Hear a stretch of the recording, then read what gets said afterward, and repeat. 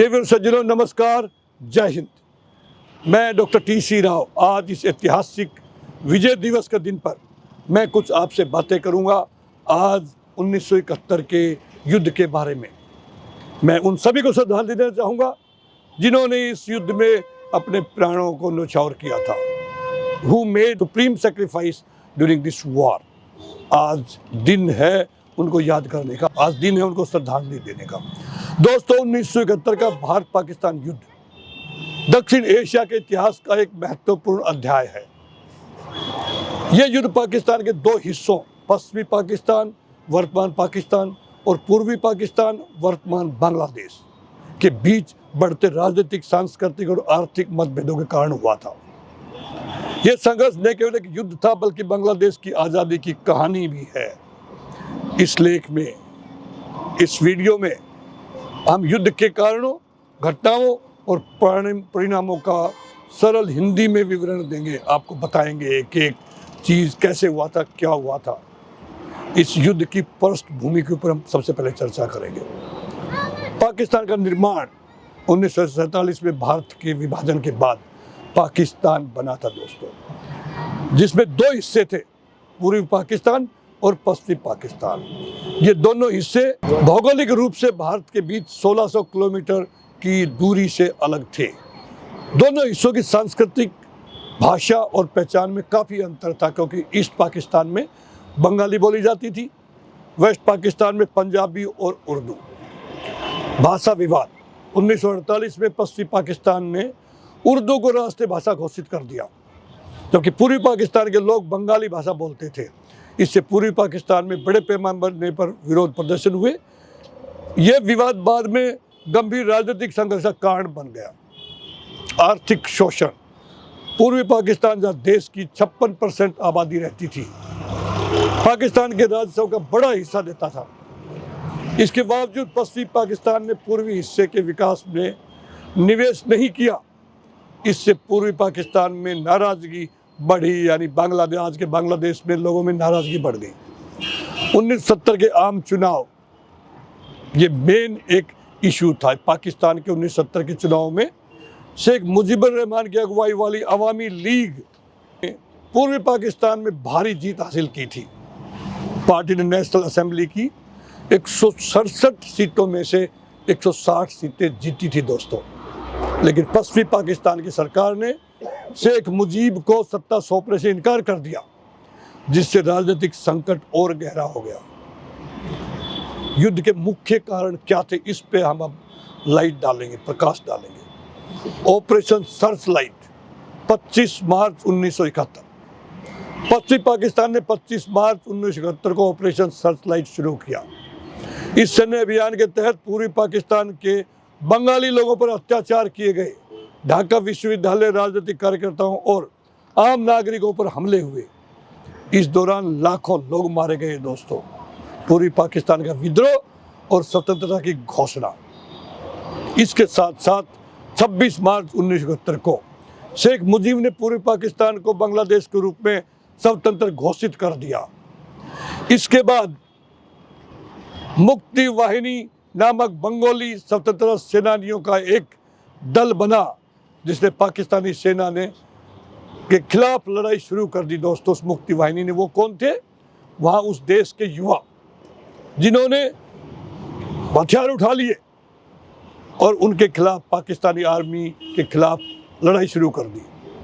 अब शरणार्थी संकट, पाकिस्तानी सेना के अत्याचारों के कारण लगभग 1 करोड़ शरणार्थी भारत में आ गए अपनी जान बचाने के लिए, उन अत्याचारों से बचने के लिए। भारत कुछ कर भी नहीं सकता था, आपके पड़ोसी देश था।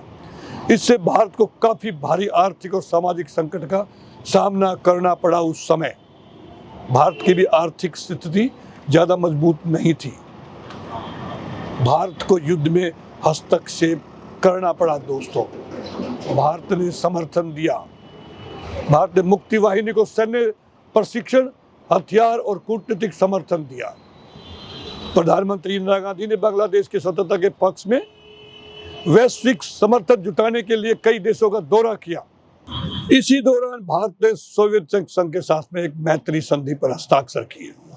इससे भारत को अंतर्राष्ट्रीय मंच पर मजबूती मिली, क्योंकि अमेरिका और चीन पाकिस्तान का समर्थन कर रहे थे। अमेरिका ने तो 7th फ्लीट भी 1971 के युद्ध में भेज दिया गया था। पाकिस्तान का हमला दोस्तों 3 दिसंबर 1971 को पाकिस्तान ने भारतीय हवाई अड्डों पर हमला किया, जिससे भारत और पाकिस्तान के बीच सीधा युद्ध शुरू हो गया। इसके बाद भारत ने पाकिस्तान के खिलाफ पूरे मोर्चे पर युद्ध छेड़ दिया और कोई ऑप्शन था नहीं हमारी सरकार के सामने। पूर्वी मोर्चा भारतीय सेना ने पूर्वी पाकिस्तान में मुक्ति वाहिनी के साथ मिलकर तेजी से अभियान चलाया और 13 दिनों के भीतर भारतीय सेना ने ढाका को चारों ओर से घेर लिया। भारतीय सेना ने पश्चिमी पाकिस्तान में भारत के सीमावर्ती क्षेत्रों पर हमले किए। वो फ्रंट खोलने की कोशिश की ताकि हमारे इंडियन आर्मी का ध्यान भटका जाए, लेकिन भारतीय सेना ने उसे रोक दिया। यह मोर्चा भारत के लिए एक रणनीतिक रक्षा का क्षेत्र बना रहा। जल और वायु सेना का योगदान दोस्तों, ये पहला युद्ध था जिसमें तीनों सेनाओं ने बहुत बेहतर कोऑर्डिनेशन से ये युद्ध लड़ा था। भारतीय नौसेना ने पूर्वी पाकिस्तान की ओर से समुद्री आपूर्ति बंद कर दी। भारतीय वायुसेना ने पूर्वी पाकिस्तान में पाकिस्तानी ठिकानों पर हमले किए और भारतीय सेना को हवाई समर्थन दिया।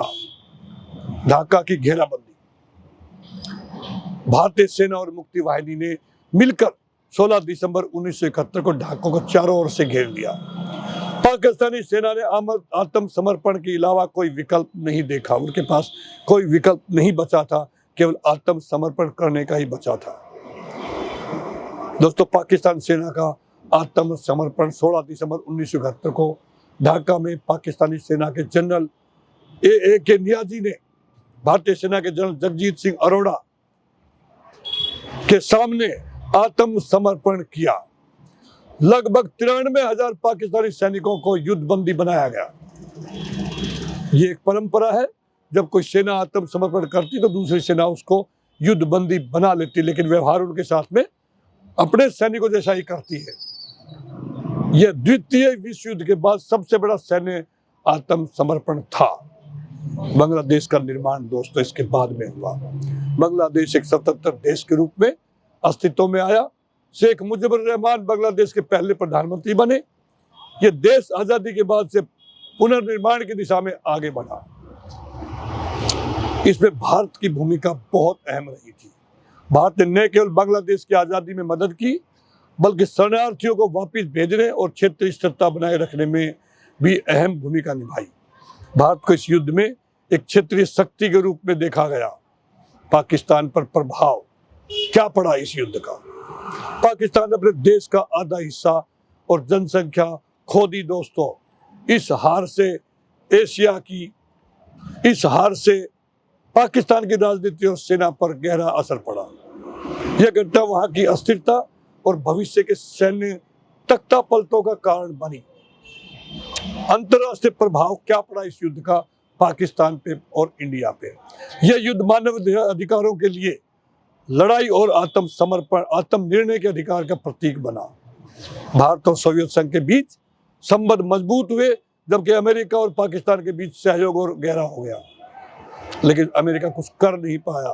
चीन और अमेरिका दोनों पाकिस्तान के साथ थे, रशिया हिंदुस्तान के साथ था। इसलिए हम कहते हैं रशिया हमारा सबसे पुराना मित्र है। इससे क्या हमने लेसन लर्न किए? पाकिस्तान में क्या लेसन लर्न किए दोस्तों? यह युद्ध दिखाता है कि किसी भी देश के अंदर राजनीतिक और सांस्कृतिक भेदभाव लंबे समय तक नहीं टिक सकता। बांग्लादेश की आजादी एक नए युग की शुरुआत थी दोस्तों।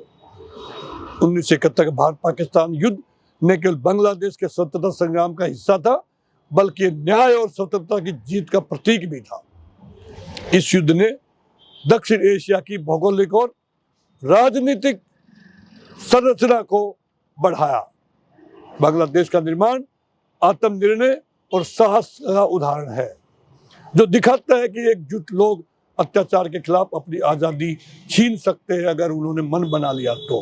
वो इस युद्ध से प्रूव हो गया। दोस्तों, एक बार मैं फिर उन सभी शहीदों को सल्यूट करता हूँ, उन सैन्य कमांडरों को सल्यूट करता हूँ, उस टाइम की पॉलिटिकल लीडरशिप को भी मैं सल्यूट करता हूँ कि देश का नाम उस टाइम पे, हमारी इंडियन डिफेंस फोर्सेस का नाम उस टाइम पे अग्रणी सेनाओं में लिखा गया। आज भी लोग उसका भय मानते हैं। इसी के साथ में ही जय हिंद, नमस्कार।